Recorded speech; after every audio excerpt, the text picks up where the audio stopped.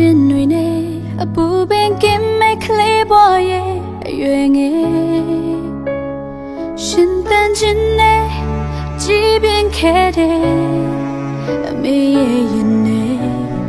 အုံနှွေးထွေးစွာနဲ့ပညာသင်ကြားပေးကရဲ့ဆူဆုံးမကရဲ့တစ်ချိန်မှဘဝရဲ့လမ်းမထက်ပေါ်ဝဲချီရှိလမ်းပြခြင်းတွေ့လင်းတစ်ခုပဲကွယ်အမေရဲ့ချစ်ချင်းဒါသမီးပေါ်ဝဲအနေရဲ့တာစီခဲရင်မှုရဲ့နေကမညစ်တော့ပဲဖြစ်ရှင်ပေးခဲ့တဲ့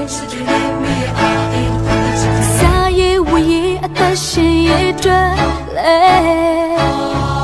မကွန်းမမှုတဲ့တော်သမီးတွေအတွက်ကျေးဇူးပဲမမေဘာမကုန်နိုင်စွမ်းတဲ့ချစ်ချင်းမြတ်တာတွေအလုံးကြီးပြတ်လို့ပဲဒီဘဝနဲ့တော့အမေရဲ့ကျေးဇူးတွေပြန်စားဖို့တမပြေတော့ပြီလေ